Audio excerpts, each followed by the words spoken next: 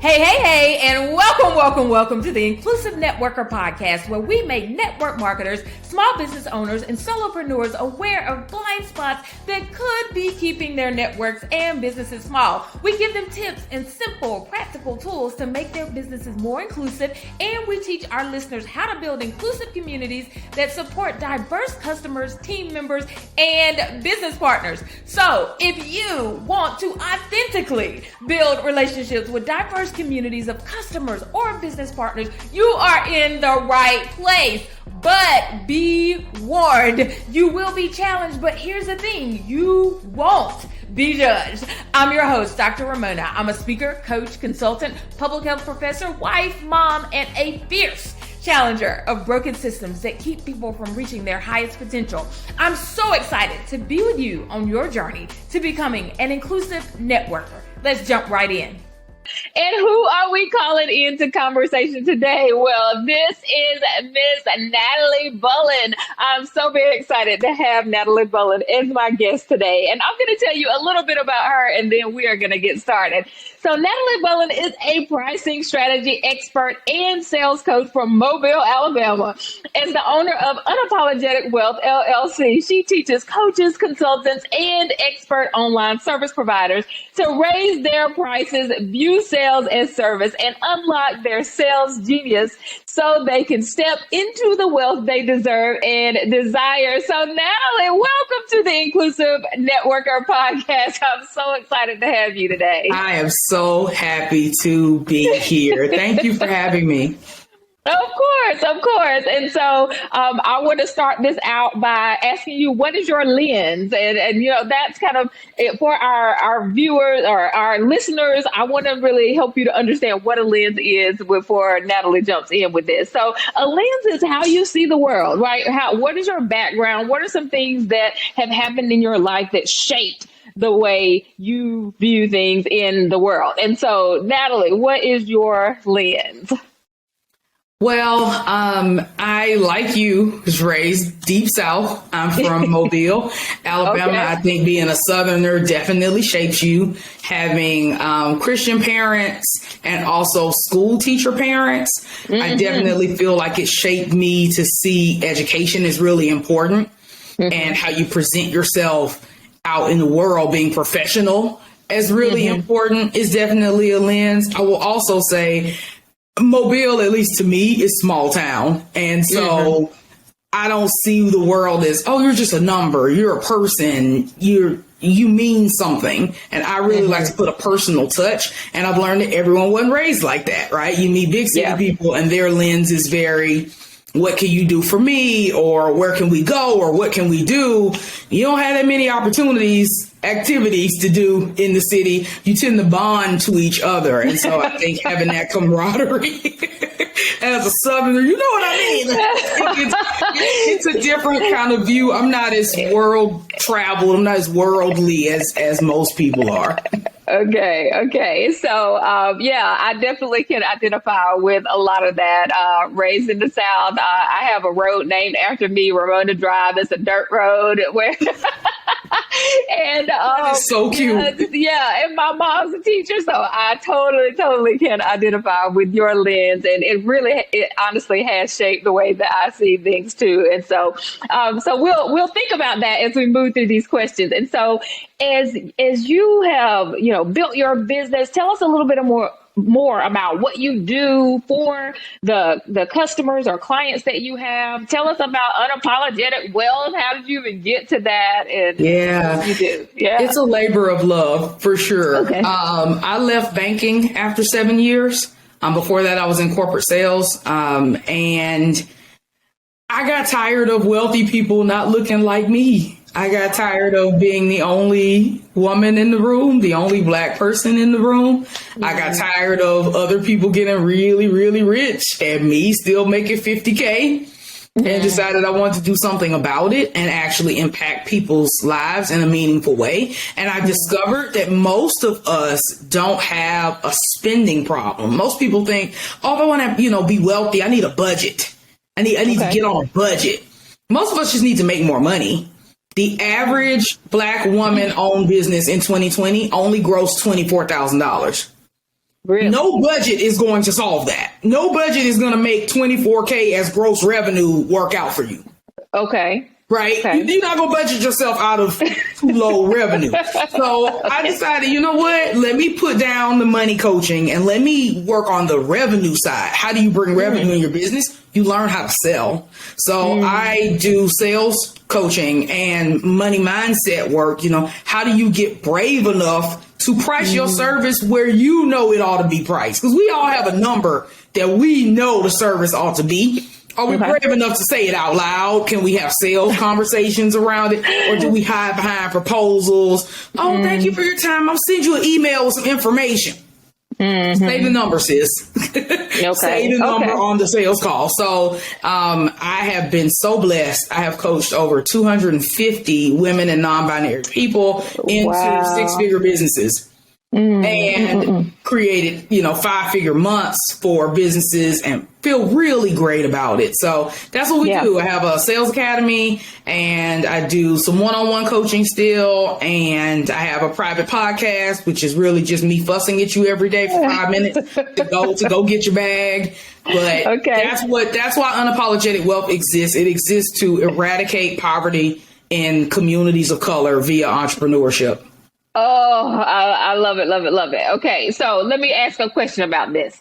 So something that you said was that you really want to ensure that people are not just trying to budget their way out of things, that they're actually coming in, making more revenue. And so we often hear this idea that we've got to cut back. It's almost this blame type thing where you spend too much money, you do this, you're doing this wrong. And then it's saying, skimp, save as much as you can and just do what you can with that 24,000. But your view seems to be a little bit different than that. So let's talk about that and why you kind of have this approach, especially with women of color versus that skimp and save approach. Well, I'm going to tell you that I've tried the skimp and save approach. I followed that very popular financial guy whose initials are DR. And I've worked 2 jobs and I've budgeted to the penny. And I went to college and I bought a house and I bought an inexpensive house and I had no car note. I paid off my car and I had an illness, followed by a bad breakup, followed by a job loss, all in maybe a 3-month period. And I ended up filing bankruptcy. Miss Budget herself, Miss Finance degree. Series of unfortunate events because I had wiped my savings down to $1,000 because that's what his system teaches people to do. Give all of your money to your creditors. Just keep $1,000 for yourself. And when life happened, I didn't have a cushion. So scrimp and save does not work. It's harmful. Furthermore, it is limited. So if you make $35,000 a year at your job, what is the max that you can save? $35K. I mean, that's assuming you can get your living expense to 0, but that's the absolute max, right? Your upside. But if you could make more money, well, you got an exponential upside. What's the most my business can make this year? There's really no limit to that number. So the problem with scrimp and save, one, it puts the blame on the consumer. It goes, you are bad with money. That's the core belief in the scrimp and save method. You are bad with money. You are irresponsible. You are financially illiterate. You are stupid. You are not disciplined. You don't have willpower. And that is why you got in this bad situation. Instead of blaming what actually happened, you're a person of color. You're a woman. You're trans or you're gay. And you are being paid less than cis white men for the same exact job. And because you live in Georgia or Alabama or Louisiana, where most of the people in the state are poor, the wages are so low because of cost of living that you cannot budget your way into wealth. The reason that you hear people say budget is because it's easy. It's easy to give somebody a spreadsheet and say track where all your money goes. But all that does is tell your dollars where to go. Budgets are direction. They say, I have $1 and every dollar needs a job. But it doesn't make more jobs. If you have $50,000 in living expenses and you make $35,000, there is no budget that will help you. It doesn't exist. And I will meet people who will tell me now that I can't stay to a budget. And I look at their budget and go, well, you're in the hole $2,000 every month. I know, that's why it's so hard. Well, then the budget's not the issue. You need to make $2,000 more, but these financial gurus really got these people thinking that somehow a budget is going to stretch $3,500 into $5,000. Okay. And I just need to dispel that myth. I need to tell you, if you make less than $100K that you bring home in salary or that you pay yourself in your business, a budget is not going to help you. You cannot budget yourself out of poverty or middle classness. I promise. I've tried. Okay. So now let's tell the people what can we do different. So what are some steps that we start to to do to really expand this and to expand our ability to make money and how are you so inclusive with this process? Because I know that this can sometimes be scary, it's difficult because a lot of times people of color have not been taught this idea of, right? And so how do we expand our especially in the church? Yeah, especially in the church. We have been taught to give our gift for free. If we're a good Christian, right? Come sing in the choir for free. Come play the organ for free. Come do the praise dance for free. So we've already been indoctrinated into, if I'm a good person, if I'm a Christian, I should give my gift away. So it's very difficult for us to turn around and say, I'm going to put a price on this service. I think some easy tips a person can do. If you're still working a 9-to-5, I want you to assess, do you love the job and are you getting paid well?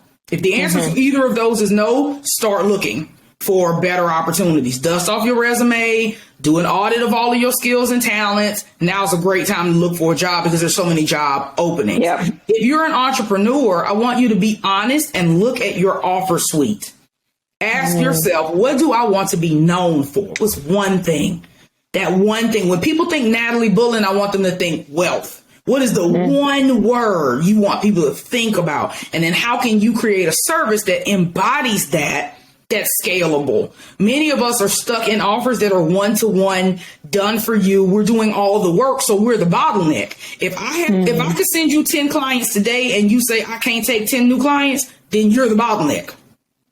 Right? Yeah. Create a business model where I could send you 10, 20, 100, 300 clients. And you could take them. That's the goal. And many of us just weren't taught how to actually run a business. We got into business because we're subject matter experts. We're great at something. We're great at podcasting. We're great at doing taxes. We're great at coaching people. We're not so great at the money part, the business part. So we don't know how to price. We don't know if we have profit. Work with a money coach, a financial planner, a CFO, even if it's a one-off session, even if it's a Google spreadsheet, you should know how much profit is in every offer you sell. And I think just starting from there and saying, is this enough? Right? You got this $5,000 offer, but it costs you $3,970 to fulfill it. And 100 hours a year. Well, that's not a good deal. That's you cut a bad deal with your client, right? But most of us don't even know the cost on our $5,000 offer. We know the price. We don't know the cost. And so I think that's important. I think also looking holistically, what good is a business that makes money if you still broke? So, I want to contribute to my IRA so that I can retire. Right. I think we forget when we leave these corporate jobs, your Social Security is attached to how much money you earn. So if you go into business and start earning 10, 20, 30,000, you listen to these crazy crooked accountants and write down all of your expenses every year, you're going to look destitute on paper. When you need to get a loan, when you need to retire, when you need Social Security, it's going to appear that you haven't had income. And that's what these benefits and loans are based on. So don't think about going into business to have a business that makes money. Think about going into business so that you build personal wealth. And if you don't have enough money in your bank account right now, December 2nd, or whenever this airs, to be able to contribute to your IRA and max it out, pay your Q4 tax payment, pay yourself and your staff a Christmas bonus, then you didn't charge enough this year. And that is your number one priority in 2023, so you don't end up like that next Christmas. Okay. So as we're thinking about this and thinking about wealth and charging and all of that, a lot of times people just say, okay, here is the price. $5,000 sounds good, right? Yep. So what are some things that we need to even think about as we're trying to price out our offers or the things that we're doing? And two, think about this from the perspective of my network marketers too. Yeah. Because they have their products that are actually priced for them, right? Right. That's so true. As we think about, our small business owners, we have it all. So tell us from a couple of different perspectives what you think is the solution to that. I've done MLM before. I used to sell Primerica. And I will say what some of my clients have done, which is really successful. I have one who sells Herbalife. Okay. And she's also a personal trainer, a fitness trainer. So she gets people into the product that is priced for her, the shakes and etc. But then she sells them into her coaching in addition to it. So that's how she's able to get money on both ends. And Herbalife doesn't seem to care. Many fitness professionals seem to sell Herbalife. Of course. So that could be an option, is how can you bundle your MLM or your network, your offer that's already priced for you.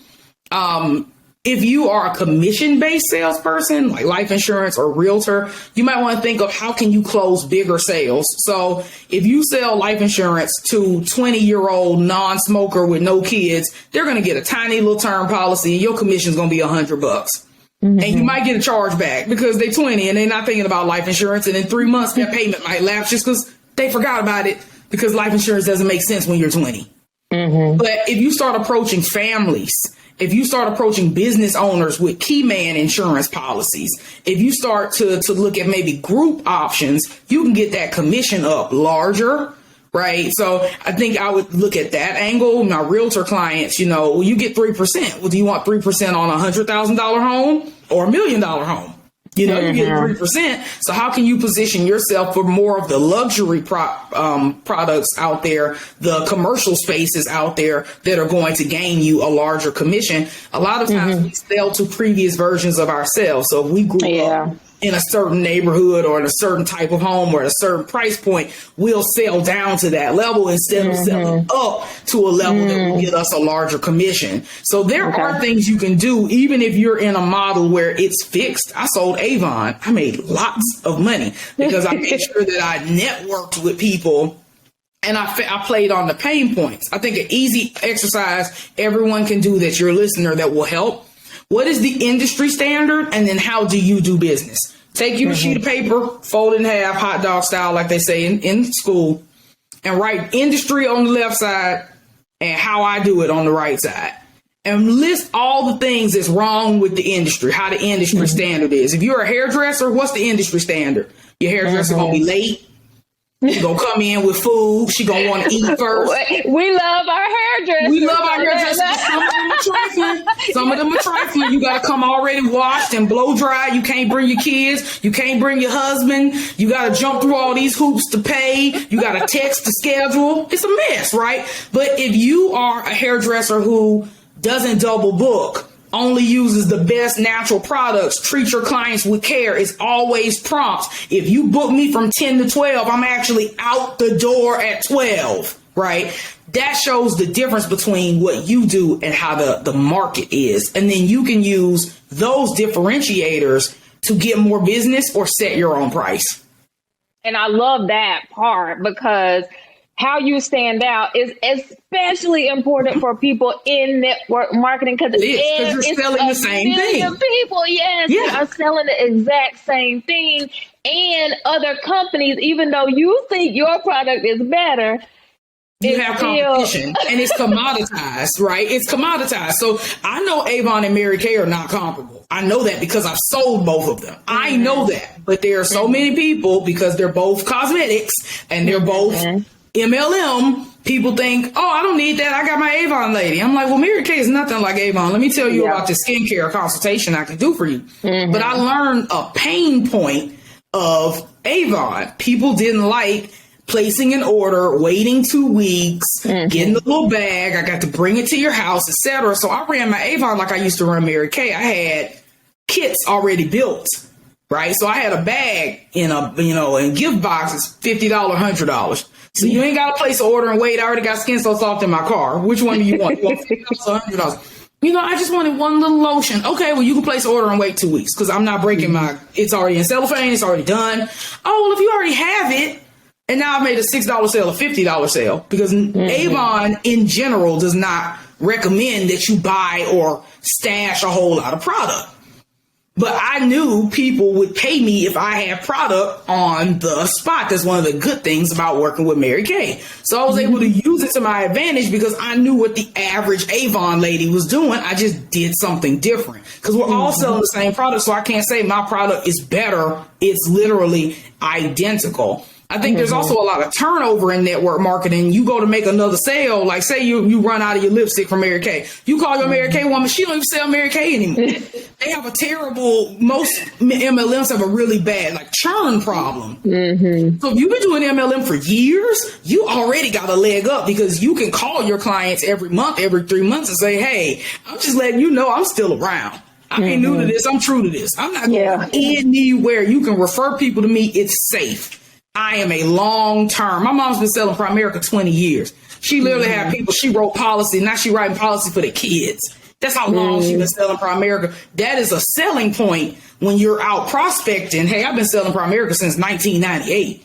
That makes my mom look really like solid in the community. And she gets a lot of repeat business from people because they know, hey, if nothing else, Miss Annie is still selling Primerica. So network marketers have a lot of opportunity. I think it's just in how do you work your upline, falling in love with the product and not being afraid to prospect. You just gonna have to get out there and beat the pavement in the beginning to get people in. And I think a lot of people think, oh, I'm selling this thing that's already popular. I'm not gonna have to do the sales work. And that's not how that works. You still have to sell even with a company that's already established. So that brings me to another point that you made about networking and how we often just sell to the same people, the person that we have grown up as, right? We go back and look for them. And so as we are talking to people who want to be a more inclusive networker, right?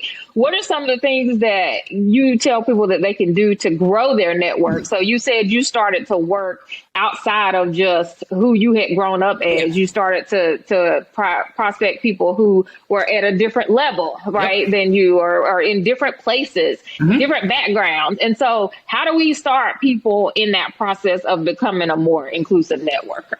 Yeah, I started with the free stuff. When Clubhouse was popular, I was on Clubhouse. I go in rooms and that were talking about business and money. There are free Facebook groups to market. There are Facebook groups to get on podcasts. At this point, I'll be honest, I will only join a paid group. If you're a networking group, I need you to charge. I don't care if it's $20 an event or $100 a year or $500 a year. And that's because you get a better caliber of person when you put up a paywall. Unfortunately, a lot of these free Facebook groups are just follow for follow. Get in here, drop your Instagram link. I'll follow you, follow me. Well, now you have 10,000 followers. You still don't have any money. Yeah. So I like to get in spaces where it's intentional networking, and normally those are paid. But I made money in free Facebook groups. I made money in free Clubhouse. I've never been an Instagram person, but I know people doing reels that are really making a killing out there. I think it's just getting uncomfortable. So what makes you uncomfortable? Go do that. Yeah. That's usually what I tell people is figure that out. I think a big missed opportunity is asking for referrals. You know, most of us don't do that well at all, not on a consistent basis, right? So like, you know, your makeup, every time I see you, is expertly applied. It's beautiful. Every time. First time I thought to myself, she a looker. I'm not going to do all that, but that's beautiful, right? If you would tell me, you know what, I didn't do my makeup this morning, I actually have a makeup artist who did it for me, I might say, wow, you know, my husband's a photographer. He travels and we're looking for expert makeup artists. Would you mind me giving you their information? Now, that's me asking, but what if your makeup artist was proactively soliciting referrals and go, Dr. Raymona, you look beautiful as always. Do you know any other podcasters or YouTubers who need to look their best on a consistent basis? I have content batch day, and I can come to their studio. I can tailor the makeup to their lighting, and they can do 8 hours of content with my super stay makeup method. You probably do know at least one person who you could make an introduction to. So I think we need to get more comfortable with asking people, hey, the way that I've served you, who do you love and care enough about where you would want them to have that same service? Mm-hmm. Oh, I love that. And so a lot of times, and thank you for the compliment. I did do my own makeup. You did a great job, as usual. Thank you. If you're just listening to this, you need to go to the YouTube channel. That's a You should go to the YouTube channel because she is not to be played with. So, So my question was, when we're talking about, people of color, women of color that are building businesses and thinking about this idea of referrals, right? Mm-hmm. How do we get into the mode and the mindset of asking for referrals? Like, you just had a great idea that people would often not think of whatsoever, right? So, as we're growing our networks and we're being inclusive networkers, how do we get into that idea of, now I'm making these referrals and moving into this idea of wealth? So talk about wealth after you talk about the referrals. I think it's easier to build relationships with people we already know, like, and trust. I can teach you how to cold prospect, cold email, cold DM, cold call, door-to-door sales. You probably don't want to hear about it because that's really uncomfortable, asking a rank stranger for anything, their time, their money, their attention. It is uncomfortable. Mm-hmm. Wouldn't you rather work with somebody who knows somebody that's already paid you? Mm-hmm. So I usually tell people it's either work on your referral network or let's go do some cold calls. That usually puts people in the mindset of, you know what, Natalie, I think you're right. I think I do know some people I could ask for a referral. I think a good thing to do is just build it into your process. So let's say you have a 5-step process on how you help people. You're a sales consultant. You do introduction. You do an assessment. You do a VIP day. Then you do a debrief, and then you offboard them. You got 5 phases. Why not go ahead and build into your offboarding the referral phase and go ahead and build that into the testimonial process or whatever you do to get feedback in the end when you meet with your clients. When I offboard my clients, I tell them we're going to have an offboarding meeting. I ask them to get all dolled up like you are, and we're going to get on camera and do a case study. Mm-hmm. That way my clients don't have to do extra work to come back and do a testimonial for me. We're going to do it together. We're going to co-work my testimonial. And then I ask them, hey, this has been so profound. I have gotten your business from blank to blank. Do you know anyone who could use this same transformation? Who do you know, like, and trust that you could recommend or that you could introduce to me? And people will usually say, I do know someone, actually. That I have a phone girl who's terrible at sales and she's so afraid, but you've been so kind and you've showed me so many good tips. I think that would be a good fit. It doesn't hurt to ask. We just have to learn to ask consistently. That is what's going to move you into wealth, is recurring revenue. And a lot of times we can close one sale. We struggle to close multiple. We struggle to close consistently. It's one thing to have a $10,000 month. Can you do it every month?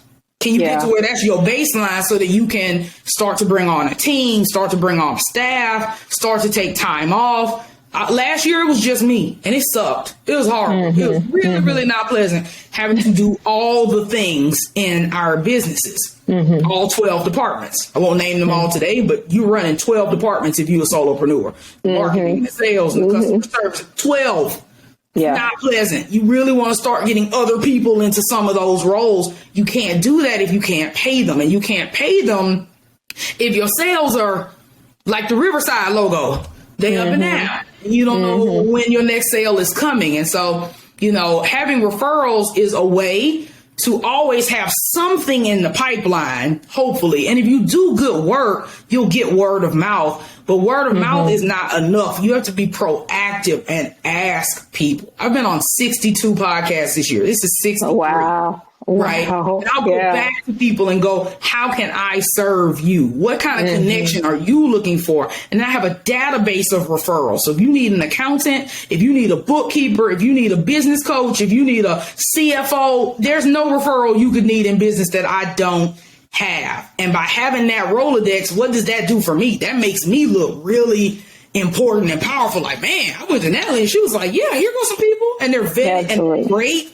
You're going to want to return the favor when you meet somebody and you're like, oh, I know exactly who you need to talk to. Natalie Bullen is sales pro. You get it back, that law of reciprocity. So I think just shifting into the mindset of it would be mean for me to not offer to help people nearest and dearest to my clients. Oh, goodness, Natalie. This has been so awesome. So tell me, what is your next big project? How can it help the Inclusive Networker audience? What can we plug into? Because we need to stay connected with Natalie Bullen. They can go to my website, unapologeticwealth.com. I am launching my Sales Siren Academy. It is a year-long sales incubator where people get me and money mindset help and sales help. And I'm so thankful for it. In the meantime, my website has my private podcast information. And you can follow me on Instagram at Unapologetic Wealth. I'm pretty funny there. I like my Instagram shenanigans. Then we'll give you all that in the show notes. The best thing you can do to help me is to prioritize and decide that you want next year to be your wealthiest year.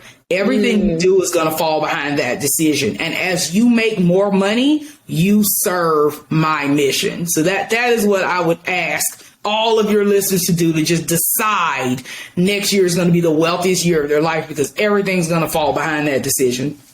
All right. I can get behind that, Natalie. So this is our plea, and it is our it's my plea. Come on. We are saying next year is your wealthiest year. We are ready to see everybody to thrive. And I always say I am here to challenge broken systems that keep people from reaching their highest potential. And I think that our money mindset and our wealth is one of those. And so thank you so much, Natalie, for everything. And thank you, everybody, for listening to this episode of The Inclusive Networker. Thank you, Natalie, again. And you all will find her information in the show notes, as she said before. And we will see you on the next episode of The Inclusive Networker. Bye. Thanks. Bye. Thank you so much for listening to this episode of The Inclusive Networker. You can find out all the information for our fabulous guest today in the show notes. But don't forget to subscribe to the Inclusive Networker podcast and to look out for a new episode each week